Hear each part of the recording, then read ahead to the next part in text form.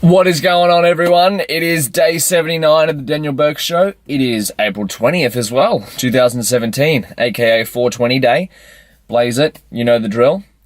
Hope you're all having an awesome day. Yeah, it's going to be an awesome show. I'm excited. We're going to run this one for about 10 minutes or so. You know, every time I start making one of these, I do it off the cuff sort of thing. I have a few dot points, but I always feel as if I'm never going to make the 10 minutes. I remember when I first did my first podcast, I was in the car, I was driving in the car as well, cruising along, and I just started talking. I can't even remember what it was about, to be honest. I think I was explaining what I wanted to do for the 100 days of podcasting, or what I wanted to get out of it. We're up to day 79 already. If you had told me at the start of the year or the end of the year or any time in the past 2 years, let's just say that I would have 79 episodes of podcasts, and I say this every time I make an episode almost, but it's true, right? I look back at the 79 episodes and I think, wow, I've actually made 79, and this is going to be number 7, I think, of recording it on video. I should have started recording it on video from the start, so you could have seen how sweaty I was under the armpit when I started, how I started recording with my Beats headphones in my car, just driving around. The first ever episode of the podcast I was that nervous. I got in my car and I drove, I just kept driving, just kept talking, because I don't know why. If you listen to day 1 of the 100-day experiment, you can do that on any of your podcast outlets. You'll see why. But it's taught me a lot. I've learned a lot doing it. And what did I even start on? Oh yeah, 10 minutes. I didn't think I could talk for 10 minutes, and I ended up going on it for 10 minutes, I think. I think the first episode was about 10 minutes, or maybe 20 minutes. I can't remember exactly how long it went for. And I never thought I'd be able to just keep talking for something. When I did debating in high school, I would always meticulously write out my speeches, and I was the third speaker of the debating team, and so the third speaker usually doesn't have a script, right? They write down rebuttal points to rebut the other team's argument. So as a third speaker, your job is to rebut the first two speakers of the other team's argument and say why their points are invalid and why you're correct. And essentially you write your speech while they're writing their speech. And because when you're a third speaker, you don't start the debate with points to rebut. You have to wait to see what they say. And I think back then I learned a lot from doing that. I didn't have my full speech prepared, but I would still meticulously write out everything I wanted to say.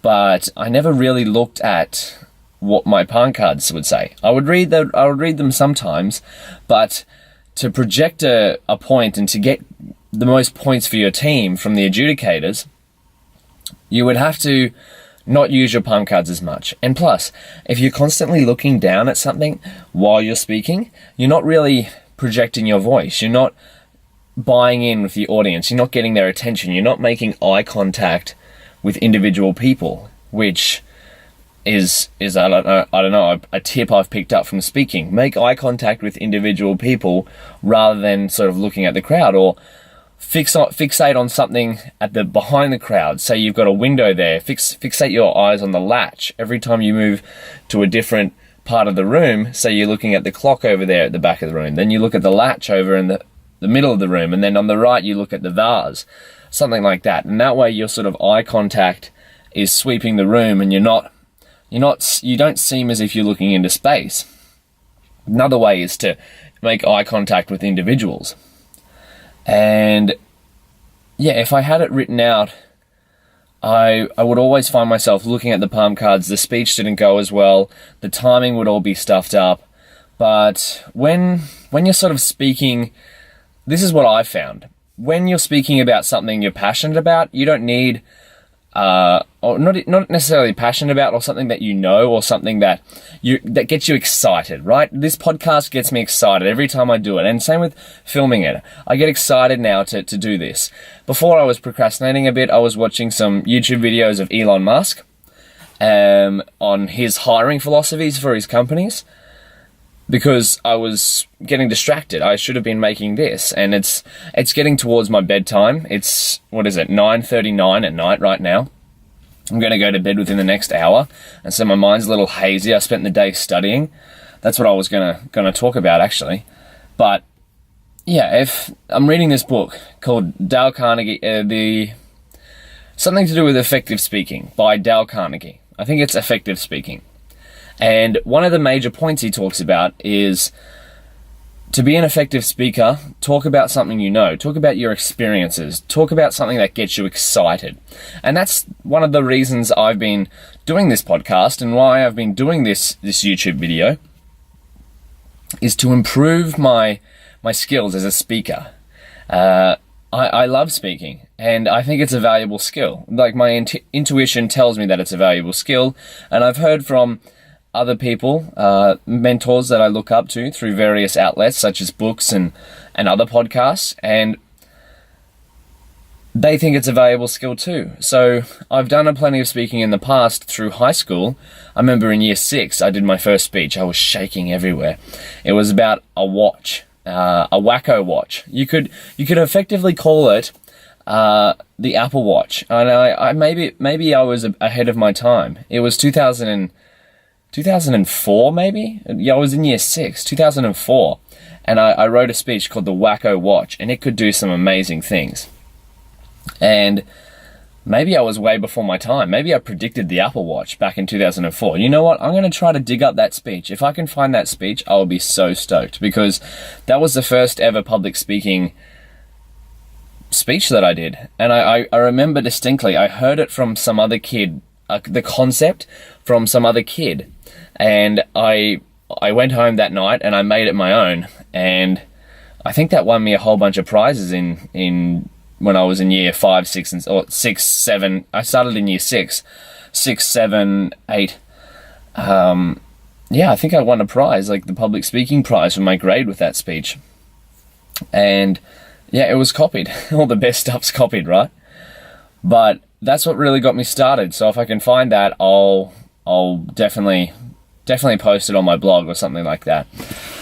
But yeah, that's my tip with public speaking. That's what I've gathered as well over sort of years of knowledge. And you'll notice when I speak on these podcasts, or some of these videos, if you look back at older episodes of the podcast, maybe some episodes I don't clearly articulate.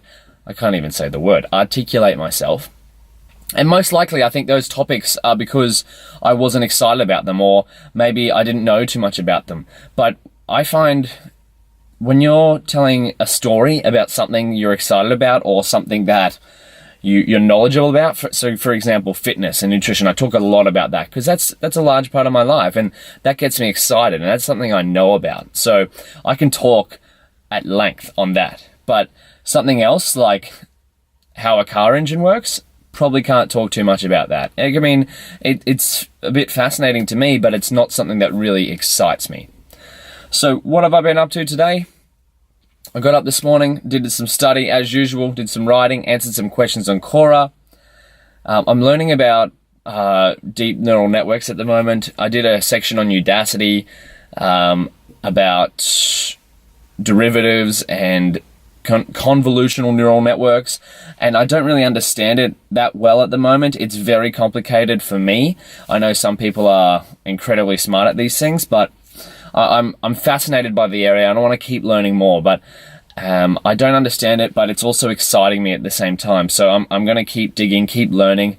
I've been using Khan Academy to learn some fundamental calculus and things like partial derivatives, multivariable derivatives, gradient descent and whatnot. But it's like anything, right? You got to struggle in the beginning. If you're learning something, a skill of value, you're going to struggle in the beginning. Much like I struggled with public speaking at the start.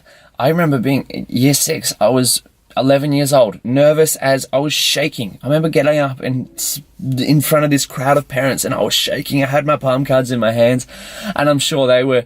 Now that I look back, I was making the situation a lot worse than what it was, because if I was a parent looking at a kid doing that, I would be in awe, right? I would be like, good on him for getting up and doing that. Just like when I started fitness, I was scared to come into the gym at some point. When I was at school, in high school, in my senior year, I was scared of going to the gym because I was afraid of what other people would think of me. I wasn't the fittest kid. I was a chubby kid, and they'll be like, what's this chubby kid doing in the gym? And now I absolutely love it. If you look at my Instagram today, I posted a story. It's at Mr. D. Bourke if you want to check it out. I posted a story of me working out with my friend, and a few people responded to that and said, hey, I'd like to work out with you one time. Or one person did. I would like to work out with you one time. And I will happily do that. But at the start, like years ago, I would have been scared to do that. Same with public speaking. I would have been scared to do these things. I would have been scared to make these podcasts and YouTube videos. I mean, don't get me wrong. The butterflies never go away. When I speak in front of a crowd, I still get the butterflies. And when I speak in front of this YouTube video, there's still a little bit of me that's a bit nervous being in front of the camera. I've spoken about it before, but over time, I think you'll learn to remold that energy. The butterflies will always be there. You can learn to remold that energy and use it for excitement. Use it for making the speech awesome. Use it for making the workout awesome. There's so many ways to do it, but I think the only real way to learn how to remold that, at least in my experience, is, and I'm not saying I'm right, this is just what I've found, it's just to keep doing it. That's it. There's no secret to it. It's just keep doing it and keep trying to make yourself better. So with the podcast, I try to make myself better by making it a video aspect now.